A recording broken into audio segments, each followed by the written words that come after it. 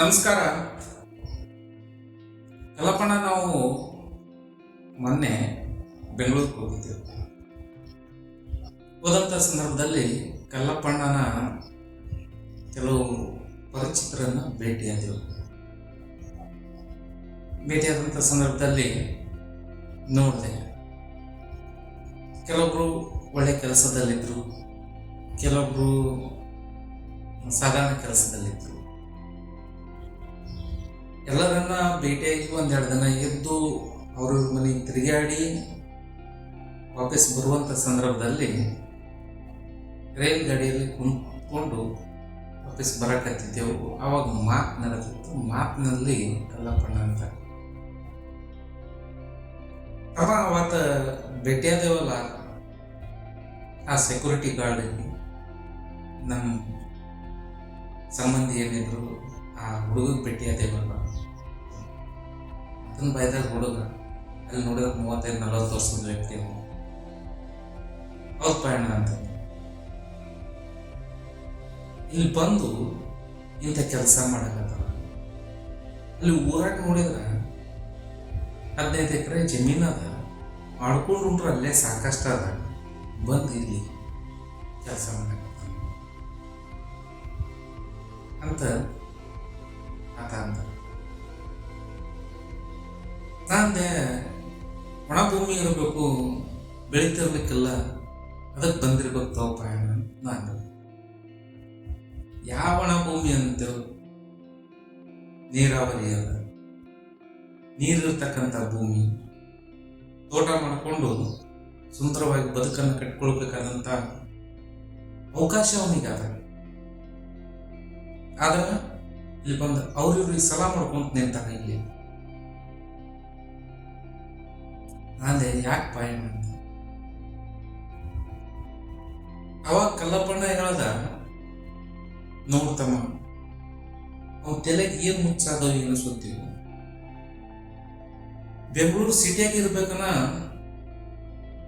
ಒಂದು ಅವನ ಮನಸ್ಸನ್ನೇ ಹೋಗ್ಬಿಟ್ಟಾದ.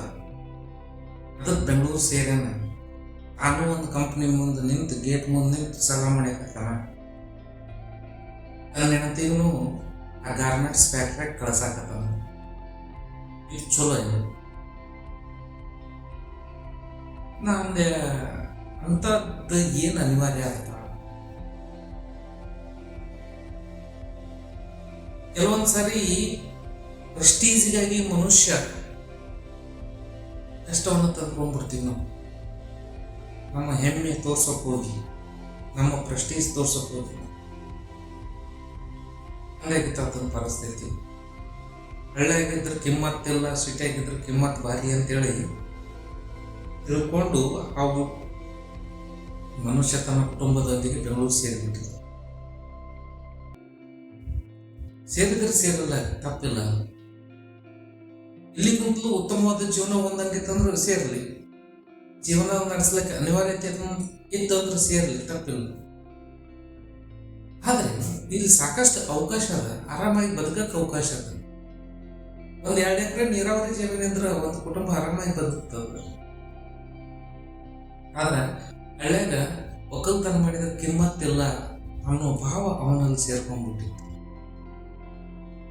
ಸಿಟಿಯಾಗಿರ್ಬೇಕು ಅನ್ನೋದಕ್ಕಾಗಿ ಬೆಂಗಳೂರು ಸೇರ್ಕೊಂಡಿದ್ದೆ. ಆ ಒಂದು ಪ್ರೆಸ್ಟೀಜ್ ಸಲುವಾಗಿ ಆತ ಅಲ್ಲಿ ಸೇರ್ಕೊಂಡಿದ್ದೆ. ಇದೇ ರೀತಿಯಾದಂಥ ಅನೇಕ ಪ್ರಸಂಗಗಳನ್ನು ನಾನು ಕೂಡ ನೋಡಿ. ಕೆಲವೊಬ್ಬರು ತಮ್ಮ ಗೌರವಕ್ಕಾಗಿ, ಒಳ್ಳು ಗೌರವ, ಅದು ನಿಜವಾದ ಗೌರವ, ಒಳ್ಳು ಗೌರವಕ್ಕಾಗಿ ಮಕ್ಕಳ ಹೆಸರನ್ನೇ, ಮಕ್ಕಳು ಶಾಲಿಕ ಹಾಕ್ತೀವಿ ಅಂತ ತಿಳ್ಕೊಂಡು ಸುಮ್ಮನೆ ಮಾಡಿಬಿಡೋದು. ಎಲ್ಲಿ? ನಗರದಲ್ಲಿ, ಸಿಟಿಯಲ್ಲಿ. ಅಲ್ಲಿ ಆರಾಮ, ಇಲ್ಲಿ ಇದ್ದಂಥ ಜಮೀನುಗಳನ್ನು ಮಾರ್ಕೊಂತ ಹೋಗ್ಬಿಡೋದು. ಹಂಗಾಗಿ ಹಾಳಾದವ್ರು ಹೆಚ್ಚದರ. ಇನ್ನೊಂದ್ಸರಿ ಕೆಲವೊಂದ್ಸರಿ ಪ್ರೆಸ್ಟೀಜ್ಗಾಗಿ ನಾವು ಏನೇನೋ ವಾಗ್ದಾನ ಕೊಟ್ಬಿಡ್ತೀವಿ. ನಮ್ಮ ಸಾಮರ್ಥ್ಯ ಮೀರಿ ಆತ್ ಕೊಟ್ಬಿಡ್ತೀವಿ, ಆಯ್ತು ತಗೊಂಡ್ಬಿಡ್ತೀವಿ. ಅಲ್ಲಿನೂ ಸಾಕಷ್ಟು ಹಾಳಾಗ್ತೀವಿ. ಗೌರವವೆನ್ನುವುದು ನಮ್ಮ ವ್ಯಕ್ತಿತ್ವದಿಂದ ಬರಬೇಕು ಹೊರತು ನಮ್ಮ ಇಂಥ ಪೊಳ್ಳು ಗೌರವ ನಾವು ಬಡದಾಡ್ಬಾರ್ದು. ಹಿಂಗೆ ತೋರ್ಸೋಕ್ ಹೋದೇವಂದ್ರೆ ಸುಮ್ಮನೆ ತೋರ್ಸ್ಕೋಕ್ ಹೋದೇವಂದ್ರೆ ಅಲ್ಲಿ ನಾವು ಹಾಳಾಗ್ತೀವಿ. ಏನಾದ ವಸ್ತುಸ್ಥಿತಿ ಏನಾದ ಅದನ್ನೇ ತೋರಿಸ್ಬೇಕು. ನಾವು ಸ್ವೀಕರಿಸ್ತಾರೆ ಎಲ್ಲರೂ. ಉತ್ತಮ ವ್ಯಕ್ತಿತ್ವಕ್ಕೆ ಎಲ್ಲಾ ಕಡೆಗೂ ಗೌರವ ಅದ, ಉತ್ತಮ ಮಾತುಗಳಿಗೆ ಎಲ್ಲ ಕಡೆಗೂ ಗೌರವ ಅದ. ಬರೀ ನಗರದಲ್ಲಿದ್ರೆ ಅಷ್ಟೇ ಗೌರವ ಅಂತಲ್ಲ, ಇಂಗ್ಲಿಷ್ ಮಾತಾಡಿದ್ರೆ ಗೌರವ ಅಂತಲ್ಲ. ನಾವು 4 ಮಂದಿ ಕುಂತಾಗ ಅವ್ರಕ್ಕಿಂತಲೂ ಹೆಚ್ಚಿದ್ದು ಕೊಟ್ಟರೆ ಗೌರವ ಅಂತಲ್ಲ. ನಮ್ಮ ಸಾಮರ್ಥ್ಯ ಕಡಿಮೆ ಇರ್ಬೋದು, ಸುಮ್ಮನೆ ಹಮ್ಮು ಬಿಮ್ಮಿಗೆ ಬಿದ್ದು ನಾವೇನಾದ್ರು ಇದು ಮಾಡ್ತೀವಲ್ಲ, ಕೊಡೋದು ಮಾಡ್ತೀವಲ್ಲ, ಅದರಿಂದ ಗೌರವ ಅಲ್ಲ, ಅಲ್ಲಿ ತಿರುಗಿ ಹಾಳಾಗ್ತೀವಿ. ನಮ್ಮ ಪರಿಸ್ಥಿತಿ ಎಲ್ಲರಿಗೆ ಗೊತ್ತಿರ್ತವೆ. ಸುಮ್ಮನೆ ನಾವು ಹೇಳೋ ಸುಳ್ಳು ಮಾತುಗಳಿಂದ ನಮ್ಗೆ ಗೌರವ ಸಿಗಲ್ಲ. ನಮ್ಮ ವ್ಯಕ್ತಿತ್ವಕ್ಕೆ ಗೌರವ ಇರುತ್ತೆ. ಬಡವನೇ ಇರಲಿ, ಏನು ಕೊಡದೇ ಇರಲಿ, ಹಳ್ಳಿಗೆ ಇರಲಿ, ರೈತನೇ ಆಗಿರಲಿ, ಸಣ್ಣ ಕೆಲಸನೇ ಮಾಡ್ತಿರಲಿ, ಅವನ ಮಾತಿನಲ್ಲಿ ಮೌಲ್ಯ ಇತ್ತು ಅಂದ್ರೆ, ವ್ಯಕ್ತಿತ್ವದಲ್ಲಿ ತೂಕ ಇತ್ತು ಅಂದ್ರೆ ಆ ವ್ಯಕ್ತಿತ್ವಕ್ಕೆ ಗೌರವ ಸಿಕ್ಕೇ ಸಿಗ್ತದೆ. ಅದು ಬಿಟ್ಟು ಸುಮ್ಮನೆ ಹಮ್ಮಿಗೆ ಬಿದ್ದು ನಾವು ಜಿದ್ದಿಗೆ ಬಿದ್ದು ಗೌರವ ಪಡ್ಕೋಗೋಸ್ಕರ ಏನಾರ ಮಾಡಕ್ ಹೋದೇವ ಅಂದ್ರೆ ಜೀವನ ಕೆಡಿಸ್ಕೊಂಡು ಕುಂದಿರ್ತೀವಿ. ನಮ್ದು ನಿಂದು ಹೋಗೋದ್ ಬೇಡ. ಈ ಪ್ರೆಸ್ಟೀಜ್ ಅನ್ನೋ ಮಾತು ಬಿಟ್ಬಿಡೋದು, ಅದರಿಂದ ಹಾಳಾಗ್ತಿ ಹೊರತು ಉನ್ನತಿ ಆಗಲ್ಲ. ಉನ್ನತಿ ಆಗ್ಬೇಕು ಅಂತಂದ್ರೆ ನಮ್ಮ ಮಾತಿನಲ್ಲಿ ಸತ್ಯವಿರಬೇಕು, ಪ್ರಾಮಾಣಿಕತೆ ಇರಬೇಕು, ನಮ್ಮ ನುಡಿಯಲ್ಲಿ ಪ್ರಾಮಾಣಿಕತೆ ಇರಬೇಕು, ವ್ಯಕ್ತಿತ್ವದಲ್ಲಿ ಉತ್ತಮತೆ ಇರಬೇಕು. ಇತ್ತು ಅಂದ್ರೆ ಗೌರವ ತಾನೇ ಉಳ್ಕೊಂಡ್ಬರ್ತದೆ.